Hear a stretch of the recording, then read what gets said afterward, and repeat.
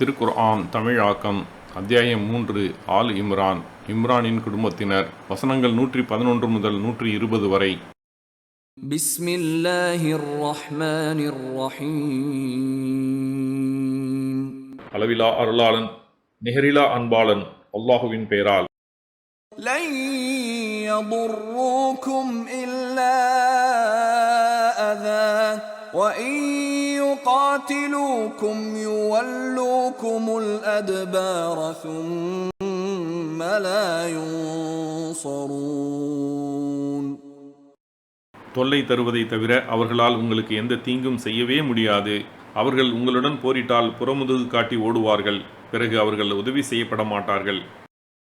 ضُرِبَتْ عَلَيْهِمُ الذِّلَّةُ أَيْنَمَا ثُقِفُوا إِلَّا بِحَبْلٍ مِّنَ اللَّهِ وَحَبْلٍ مِّنَ النَّاسِ وَبَاءُوا بِغَضَبٍ مِّنَ اللَّهِ وَضُرِبَتْ عَلَيْهِمُ الْمَسْكَنَةُ ذلك بأنهم كانوا يكفرون بآيات الله ويقتلون الأنبياء بغير حق ذلك بما عصوا وكانوا يعتدون. அல்லாஹுவின் பாதுகாப்பும் மனிதர்களின் பாதுகாப்பும் இருந்தாலே தவிர எங்கே இருந்த போதும் அவர்கள் மீது இழிவு விதிக்கப்பட்டு விட்டது. அவர்கள் அல்லாஹுவின் கோபத்திற்கு ஆளாகிவிட்டார்கள். அவர்கள் மீது வறுமையும் விதிக்கப்பட்டது. அல்லாஹுவின் வசனங்களை மறுப்போராகவும் அநியாயமாக நபிமார்களை கொலை செய்வோராகவும் இருந்ததே இதற்கு காரணம். அவர்கள் மாறு செய்து வரம்பு மீறுபவர்களாக இருந்ததும் இதற்கு காரணம்.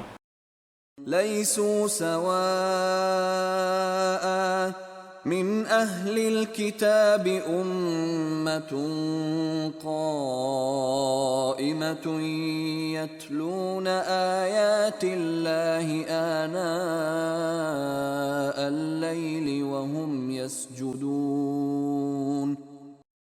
அவர்கள் சமமானவர்களாக இல்லை. வேதமுடையோரில் நேர்வழியில் நிலைத்து நிற்கும் ஒரு கூட்டத்தினர் இரவு நேரங்களில் அல்லாஹுவின் வசனங்களை ஓதுகின்றனர், சஜ்தாவும் செய்கின்றனர். يؤمنون بالله واليوم الآخر ويأمرون بالمعروف وينهون عن المنكر ويسارعون في الخيرات وأولئك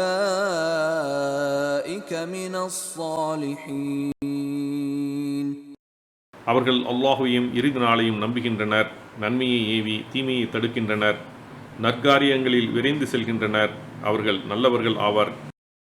وَمَا يَفْعَلُوا مِنْ خَيْرٍ فَلَنْ يُكْفَرُوهُ وَاللَّهُ عَلِيمٌ بِالْمُتَّقِينَ.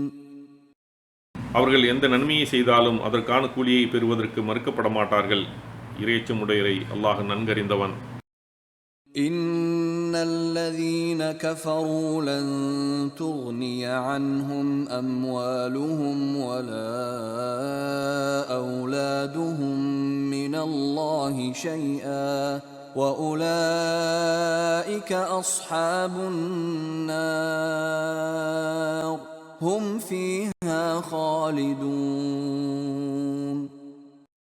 இறை மறுப்பாளர்களுக்கு அவர்களின் செல்வங்களும் பிள்ளைகளும் அல்லாஹுவிடமிருந்து அவர்களை சிறிதும் காப்பாற்றாது.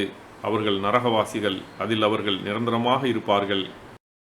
مثل ما ينفقون في هذه الحياة الدنيا كمثل ريح فيها صر أصابت حرث قوم ظلموا أنفسهم فأهلكته وما ظلمهم الله ولكن أنفسهم يظلمون. இவ்வுலக வாழ்வில் அவர்கள் செலவு செய்வதன் உதாரணம் கடும் குளிரான காற்றை போன்றது. தமக்கு தாமே அநியாயம் செய்து கொண்ட கூட்டத்தாரின் பயிர்களை அது தாக்கி அழித்து விட்டது. அவர்களுக்கு அல்லாஹ் அநியாயம் செய்யவில்லை, மாறாக அவர்கள் தமக்கு தாமே அநியாயம் செய்து கொள்கின்றனர். أيها الذين آمنوا لا تتخذوا بطانة من دونكم لا يألون يألونكم خبالا ودوا ما عنتم قد بدت البغضاء من أفواههم وما تخفي صدورهم أكبر قد بينا لكم الآيات إن كنتم تعقلون. இறைநம்பிக்கை கொண்டோரே, உங்களை அன்றி மற்றவர்களை நெருங்கிய நண்பர்களாக எடுத்துக்கொள்ளாதீர்கள். அவர்கள் உங்களுக்கு தீங்கு இழைப்பதில் சிறிதும் குறை வைக்க மாட்டார்கள். நீங்கள் துன்புறுவதை அவர்கள் விரும்புகின்றனர். அவர்களின் வாய்களிலிருந்தே வெறுப்பு வெளிப்பட்டு விட்டது.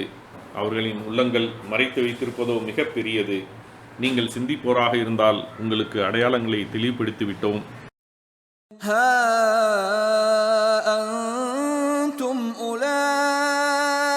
تحبونهم ولا يحبونكم وتؤمنون بالكتاب كله وإذا لقوكم قالوا آمنا وإذا خلوا عضوا عليكم الأنامل من الغيظ قل موتوا بغيظكم إن الله عليم بذات الصدور.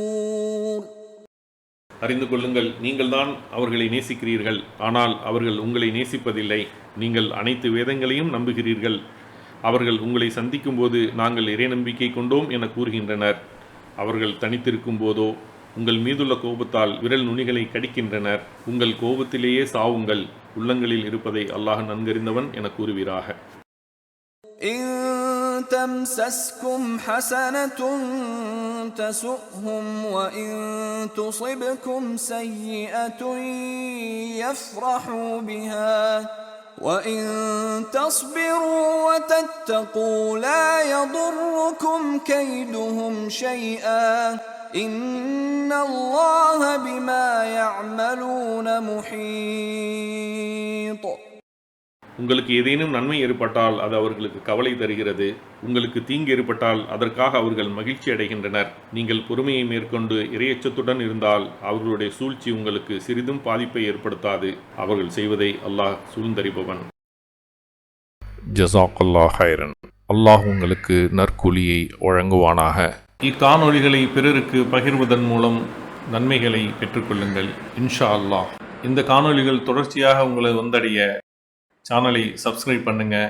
அத்தோடு அந்த பெல் ஐக்கானையும் கிளிக் செய்தால் இது பற்றிய நோட்டிஃபிகேஷன் உங்களை வந்தடையும் இன்ஷா அல்லாஹ். அஸ்ஸலாமு அலைக்கும் ரஹமத்துல்லாஹி வபரகாத்துஹு.